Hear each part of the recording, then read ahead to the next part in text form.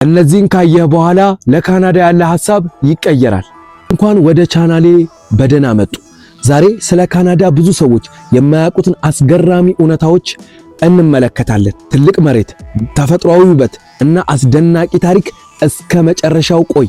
አስገራሚ ነገሮች አሉ።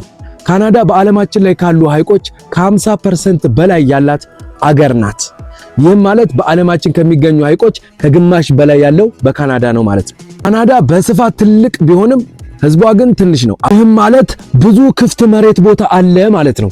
አብዛኛው ሰው በደቡብ አሜሪካ ድንበር አጠገብ ይኖራል። በካናዳ አንዳንድ ከተሞች እስከ 40 ዲግሪ ሴልሺየስ ድረስ ይወርዳሉ። ይህም ማለት በጣም ቀዝቃዛ ነው ማለት ነው። ክረምታቸው ረጅም ነው፣ በጋቸው ደግሞ በጣም አጭር ነው። የካናዳ ትርጓሙ ካናዳ የሚለው ቃል የመጣው ከአለቃ ቋንቋ ከሚባለው ካንታ ከሚለው ነው የመጣው። ካንታ ማለት ደግሞ መንደር ማለት ነው። ካናዳ ባንዲራ ነጭ ቀይ ቀለም አላት። ካናዳ ባንዲራ ምን ይወክላል ካልን ባህላዊ፣ ታሪካዊ እና ምርታማ ሀገር መሆኗን ይወክላል። የቀዩ ቀለም አንጻርና ኃይል እንዳላቸው ይመሰክራል። የነጩ ባንዲራ ደግሞ እረፍትንና ሰላምን። እነዚህ ሁሉ በባንዲራው ላይ የተገለጹ ናቸው። የካናዳ ዋና ከተማ ቶሮንቶ። እስኪ ወደ ቶሮንቶ ልሰዳችሁ። በካናዳ ትልቁ ከተማ ማን ነው? ቶሮንቶ ነው። ብዙ ሚሊዮን ሰዎች ይኖራሉ።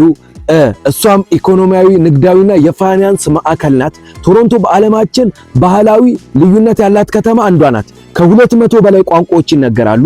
ሰዎች ከአፍሪካ፣ ከኤሲያ፣ ከአውሮፓና ከአሜሪካ ይመጣሉ። በቶሮንቶ ታዋቂ ህንፃ አለ። ይህም ከ500 ሜትር በላይ ከፍታ ያለውን ሲኤን ታወር ህንፃ ነው። ከተማውን ሙሉ ለሙሉ ለማየት በጣም አስገራሚ ነው። ካናዳውያን በጣም ትሁት ናቸው። አብዛኛውን ጊዜ ሶሪ የሚለውን ቃል ይጠቀማሉ።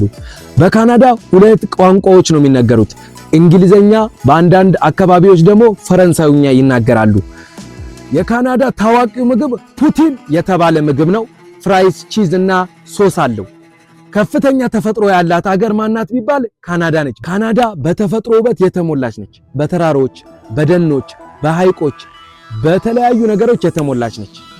በካናዳ ውስጥ ያናጋራ የተባለ ፏፏቴ አለ። ይህም ፏፏቴ በዓለማችን ትልቁ ፏፏቴ ነው።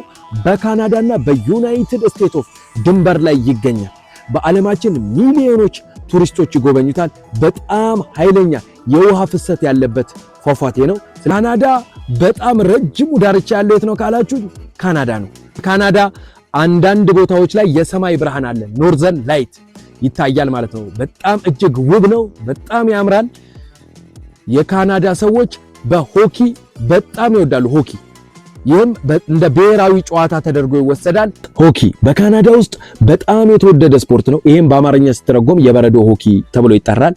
ስለ በረዶ ሆኪ በበረዶ ላይ የሚጫወቱት ነው ስፖርት ነው። በስኬት እየተንሸራተቱ የሚጫወቱት ነገር ነው። ኳስ ሳይሆን ፑኪ የሚባል ነገር ይጠቀማሉ። ግብን ለማስገባት አይታችሁት ከሆነ ቲቪ ላይ እየተንሸራተቱ ጎልን ለማስቆጠር የሚጠቀሙበት አይታችሁት ከሆነ እንደዛ የሚንሸራተቱበት የካናዳ የተወደደ ምርጥ ስፖርት ነው ማለት ነው። ስለዚህ ሆኪ የአገራቸው ምርጥ ጨዋታ ሆኪ ነው ማለት ነው። በካናዳ የታወቁ ወይም የተወለዱ ሰዎች የመጀመሪያው ጀስቲን ቢበር የፖፕ ኮከብ። ጀስቲን ቢበር በዓለማችን ከፍተኛ የታዋቂ ዘፈን ነው። በዩቲዩብ ተጀምሮ ወደ ዓለም ደረጃ ደረሰ። ሁለተኛው ድሬክ ደግሞ በሂፕሆፕ በዓለማችን እጅግ ታዋቂ ነው። ብዙ የዓለም ሪከርዶች አሉት። ሶስተኛውና የመጨረሻው ማን ነው? ዘ ዊኬንድ በፖፕ ሙዚቃ የታወቀ ነው። የእርሱም ዘፈኖች በዓለም ዙሪያ ይሰማሉ።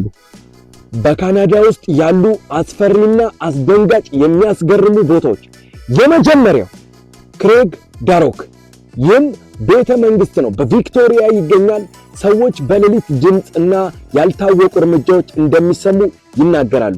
አንዳንዶች እንኳን መንፈስ አለ ይላሉ። ሁለተኛው ኦክ አይላንድ በሚስጥር የታወቀ ቦታ ነው። መኒ ፑት ይባላል። አብዛኞቹ ሀብትን ለማፈለግ ብር ለማግኘት ሞክረዋል። አንዳንዶች ሞተዋል። ይህም አስፈሪ ያደርገዋል። የመጨረሻው ፎርት ሄነሪ። ይህም የጦርነት ምሽግ ነው። በቀድሞ በጦርነት ተጠቅመውታል ይባላል። አሁን ግን የመናፍስቶች ታቂ ነው። አንዳንድ ሰዎች ባልተገለጹ ሁኔታዎች ሞተዋል። ከነዚህ እውነታዎች የትኛው አስገራሚ መሰለ? እስኪ ኮመንት ላይ ጻፍልኝ። ይህን ቪዲዮ ላይክ፣ ሼር፣ ሰብስክራይብ ማድረግ እንዳይረሳ። ይመቻችሁ።